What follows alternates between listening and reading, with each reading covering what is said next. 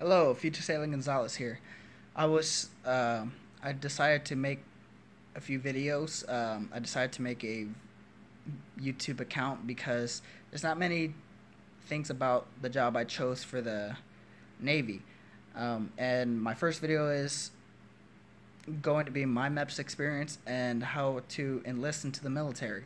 Um, there are a few different ways to go officer, and I can help you out with that a little bit too if you want to, ask me later on. However, this is how you enlist. So when you enlist or you plan on enlisting, you're gonna have to choose a branch. Now, before you go and choose a branch, just because oh man they have the best looking dress blue, or oh man no they are badasses. Like I want to be a Marine just because man nobody's a fucking Marine. Well, guess what, man? They're changing even their stuff to become.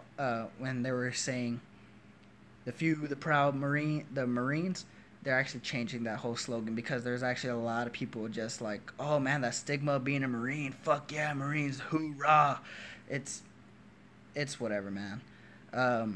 So look into the jobs that each branch holds and what your ASVAB score is. ASVAB score is a preliminary test you have to take before going into the military and even trying out to get a job. If you want to talk to a recruiter and they'll help you go take an ASVAB test at MEPS, or if your school offers it, try to take it. It gave me half a day off, so I mean that's honestly the first reason why I took it.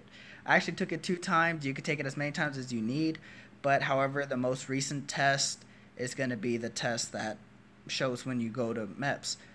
The first one I took, I had a 58. Not a bad score by any means. The average person is 50. But I had a lot of little personal things that were happening, and I didn't get a good night's rest. I kind of rushed through the test. I was not ready for it. The second time I took it, I was ready. I rested up, made sure I was going to do good and kick ass on the test, and I got a 78. So I got a lot better. With that, after you take your ASVAB score, after you get your ASVAB test, you're going to get your score in a few days. There's also a personality part if you go take the ASVAB at MEPS, and it's just to see more or less what will be the best fit for you, whether that is a military job or not. After that, you're going to talk to your recruiter, and you pick a MEPS date. MEPS is Military Entrance Processing Station. So that's where you get your physical. That's where you go pee in the cup. That's where you get a breathalyzer. Make sure you are physically fit and not a stupid person. Not a stupid person, however, somebody that they don't want in the military. They don't want too many people that are gonna act like a jackass. Just don't be one. Um, so with that, once you pick your date, you're gonna go the day before. You're gonna go to a hotel to make sure you have a good night's rest, have some food in you.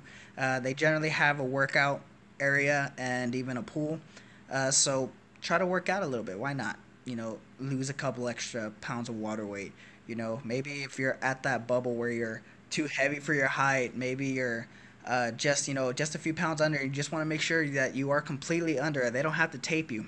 Me, I'm fairly dense, so it sucks. I have some friends that have whole skirts of fat that hang off their stomach, but they beat the weight requirement. Me, I have a very good V taper. However, I am so dense, they say I'm fat or I'm too heavy for my height, so I have to get taped. So when they tape me, I'm end up being around 18 to 20% body fat. The maximum for the Navy is 26. 25 is technically the cutoff, but 26 they might let you in. So that's how that goes. After you go to MEPS, once you go to MEPS, you're gonna sign in.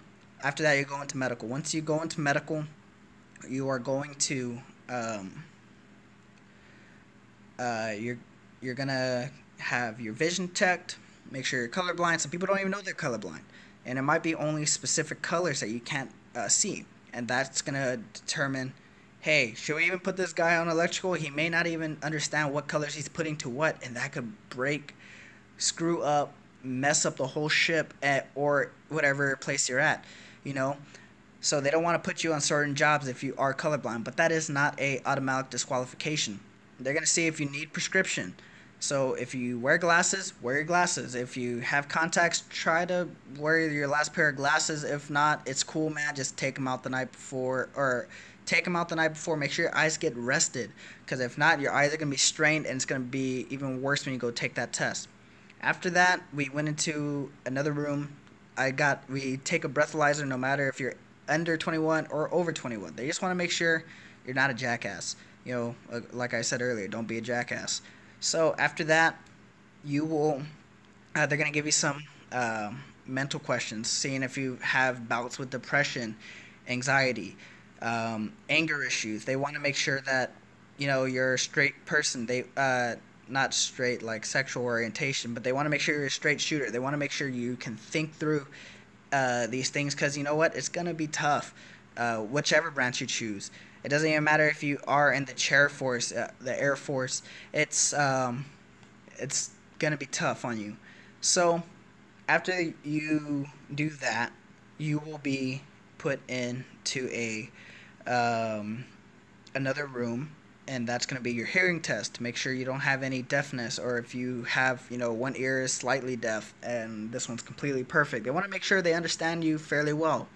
After that, you're going to go into another preliminary examination, and since I'm a guy, it's like a physical when you go into sports. They're going to check your genitalia. They're going to see if you have any abnormal lumps, bumps, either on your penis or your scrotum. If you're a female, it's similar to like when you go to a gynecologist. Or if you are a female and you do sports, it's similar to your physical. It's something like that. After that, I went to go take blood to see if there was anything wrong with my system, and then I took a pee test. And for guys, this may sound a little weird, but there is a thing when they test for your pee. If you masturbate the night before, you can actually pop. There's going to be extra proteins in your urine, and because of that, it's going to show as if you're bad kidney. So there's extra protein, and that's a stage when you have kidney failure. When you have kidney failure, you are peeing out proteins, you're peeing out a little bit of blood. That's kind of scary for them. If they see that, they may either let you retake it, or they may say, hey, we don't want you in. So don't masturbate the night before. Plus, you're most likely going to be rooming with another person. Don't make it feel awkward. So after that, you're going to go into another physical examination just to see if you have full mobility of your body. Duck walk, so you're going to be squatted down, walking with your knees all bent. You're going to be literally walking like that. And then after that, you're going to, they're going to do a few more things. Then they're going to do your weight and tape. Since I'm overweight for my height, they had to tape me. When I first enlisted in the Navy, I was like half an inch under my waist size that I can have for my size. Now I was considered like 24.6% body fat. Now I am, about 19% body fat on average.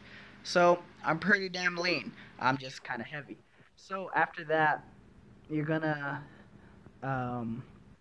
be putting to a waiting line. But by that time, it's already about lunchtime, so they're gonna feed you. They understand.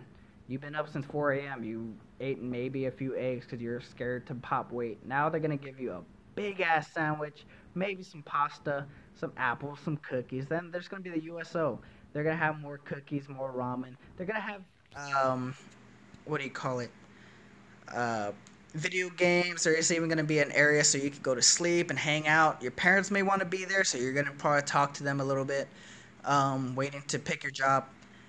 They'll call you in. They're gonna have somebody talk to you a little bit just to make sure you didn't lie. There's no false enlistment. You're gonna sign up the last bit of paperwork.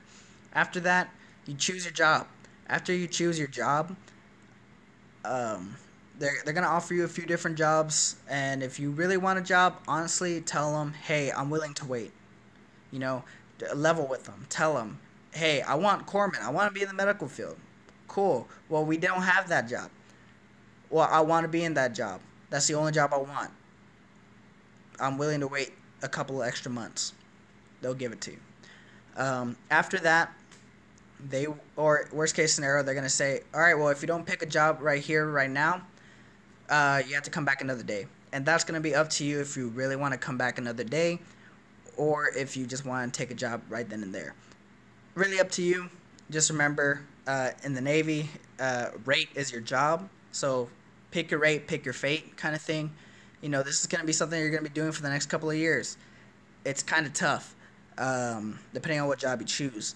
So don't choose a job that has the earliest ship date, but it's a real craptastic lifestyle, a real bad job. It's not going to help you out once you become a civilian. After that, you're going to go and swear in. Once you go swear in, that's going to be the last part. It's going to be a small little ceremony. That's when you see the guy with their hand up. I state your name, and yada, yada, yada. After you do that, that's going to be your practice one. You don't do your real one until the day you leave for boot camp. So that's kind of how that part goes.